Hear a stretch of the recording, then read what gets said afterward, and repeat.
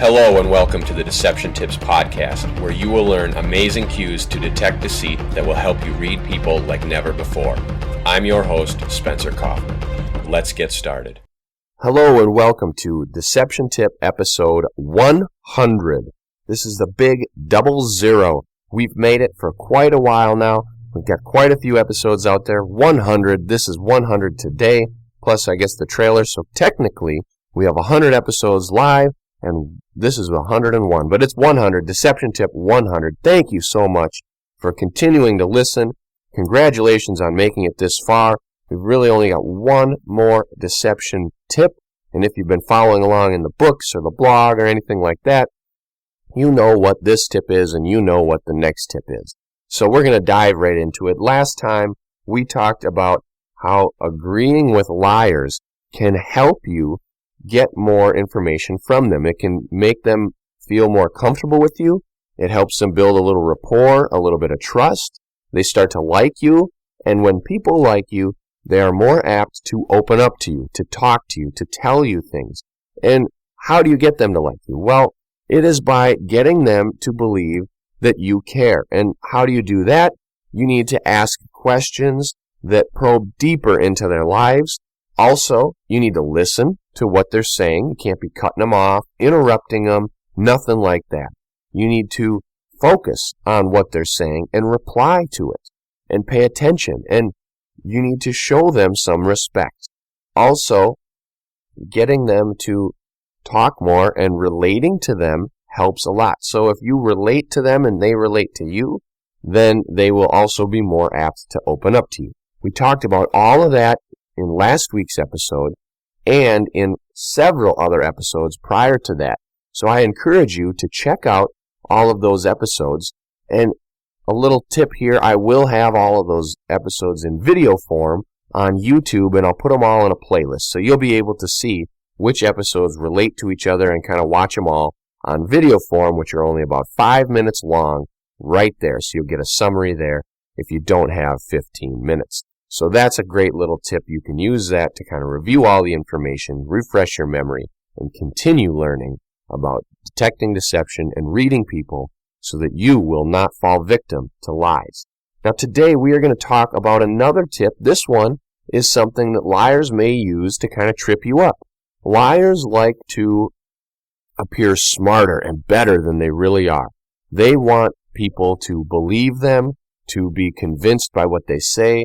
They want to sound smart, and they want to sound credible. And in doing that, they may talk about a lot of things that they don't know about. Well, of course they don't know because it's a lie. We talked about this a long time ago in a previous deception tip on how they may use a lot of extra details. And we talked about this. This was in detailed stories.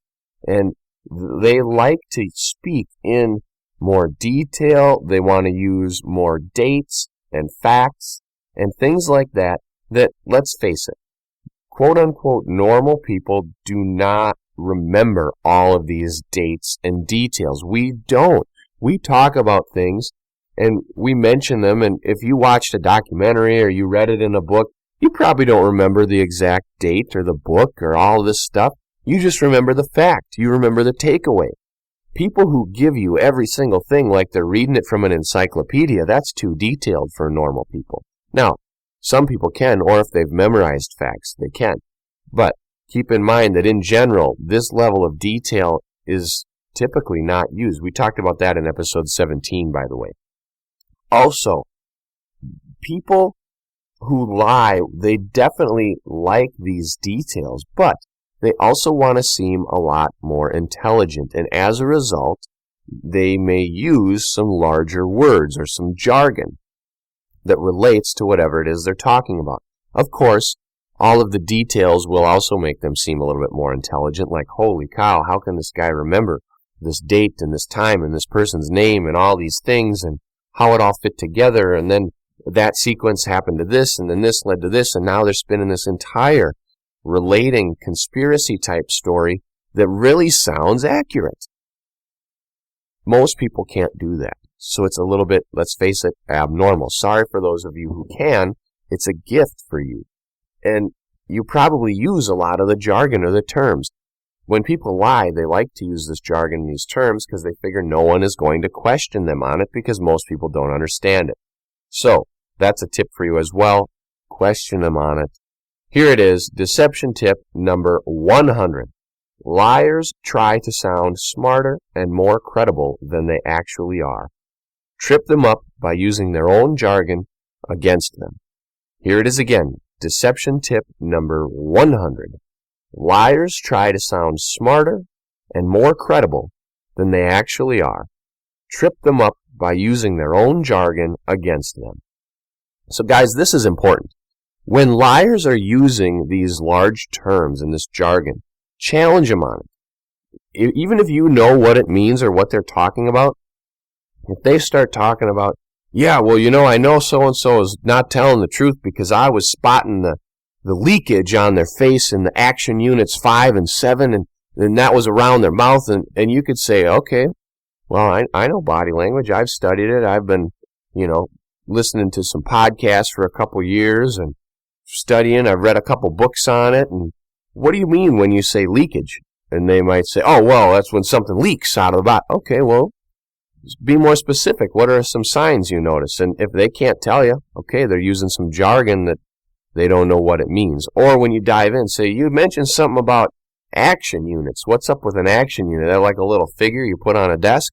And then, oh, no, that's little muscles in the face. And you could challenge them on all that stuff and say, get into that discussion about micro expressions or about this. And this is an example that you would know about those, but even in an example that you don't, if someone all of a sudden start talking about how when you add certain additives to a water, it would treat it and kill the bacteria, and you have to do 20,000 gallons an hour and XYZ or 2,000 gallons a minute, or I don't know, whatever the facts are. If they start talking about this, and you can use some methyl-wadabarading and put that in the water and it treats and it kills 87 different kinds of bacteria, and they go into all this detail and these terms, and you think, wow, this guy knows a lot about water. But do they? You could, even if you don't know, you could start asking them, hey, you said Wadabarading product does XYZ. Tell me about the product and see what they can tell you. Who makes it? How long has it been in use? Have they done any studies? Get some details. Ask these questions. Chances are they're not going to know, and that even if they are telling the truth, they're probably still not going to know. But the way they respond is going to be different. If you say, are there any studies? They'll be, oh, I'm not sure about that, but I could look into it. That's a good point. They're going to be a little more respectful to your line of questioning if they're telling the truth. Now, we're going to talk a lot more about this, and I'm going to give you some more examples. We're going to come back to this situation. All of that coming up right after this. Tired of being lied to day in and day out? Want to learn how to spot a liar? Get the revised and expanded edition of the Deception Tips ebook on SpencerKaufman.com. Welcome back to episode number 100 of the Deception Tips podcast. Today we're talking about liars' jargon and how they may use terms to help themselves sound a little bit smarter and more credible than they really are. Now, what you can do is challenge these terms. That's very important. Even if you understand them, challenge them, question it. Don't put them down or anything on it, but ask them more questions. Use these terms to dig a little deeper.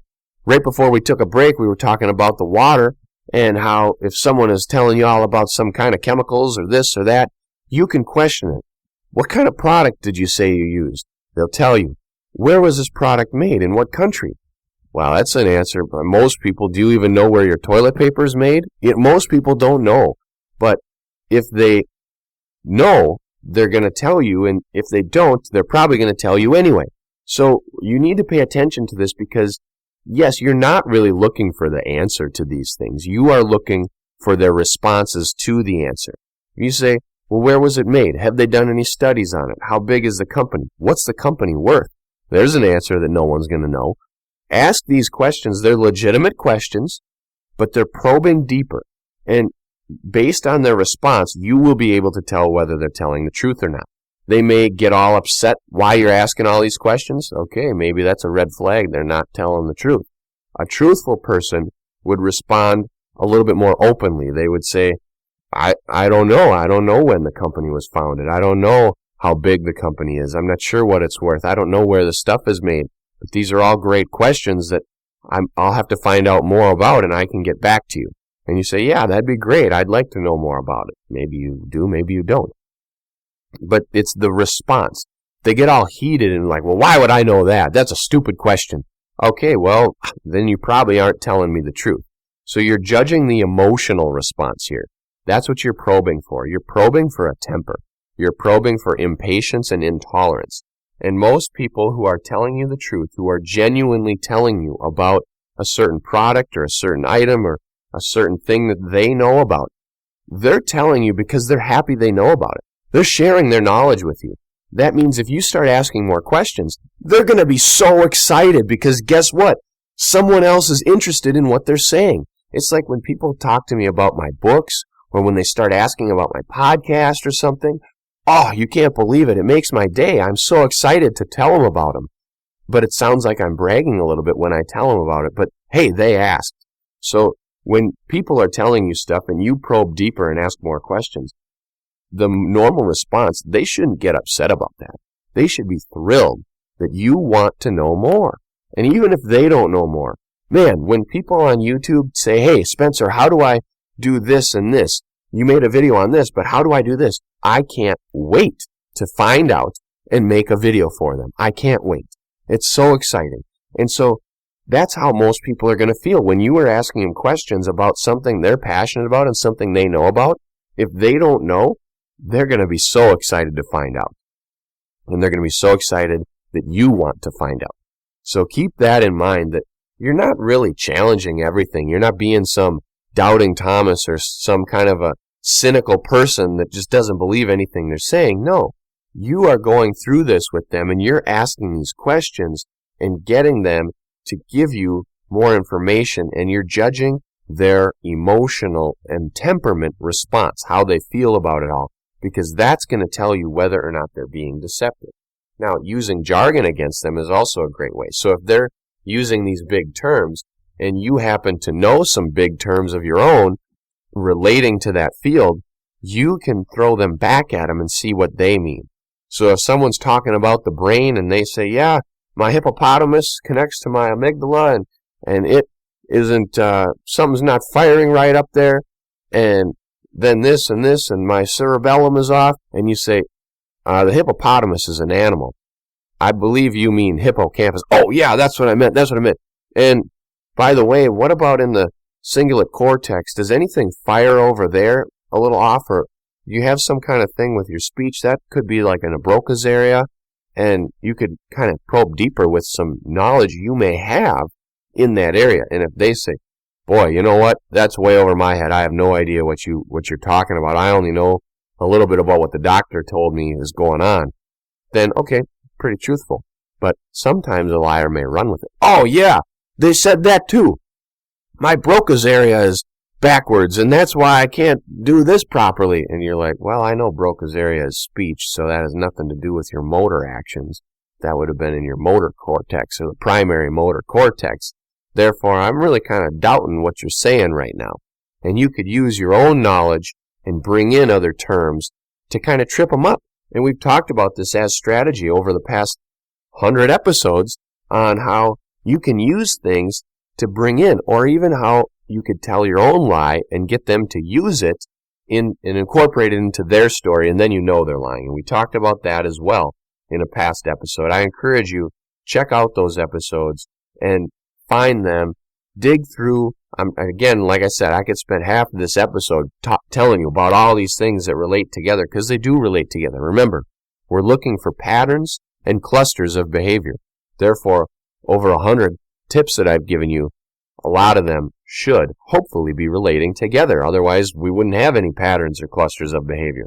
So, check them out, relate each one to each other, put these connections together in your head, and as you're listening and thinking, remember, like, oh yeah, that was this one, or this one, or this one. And put these together. If you want to start cataloging, drop it in the comments. Say, hey, in episode 42, this relates to this one, this one, this one, and this one. Wow, how cool. Go ahead, do that. Put them on YouTube in the comments on the videos. I'd really appreciate it. So would the other viewers. So remember to look for those patterns and clusters of behavior. Use your knowledge in conversation with other people and see how they react. I want to thank you for listening to this week's episode of the Deception Tips podcast. I hope that you'll share it with your friends, subscribe to the feed, take a look at the videos, the blog, and the books that I have available. And as always, tune in next week for a new Deception Tip.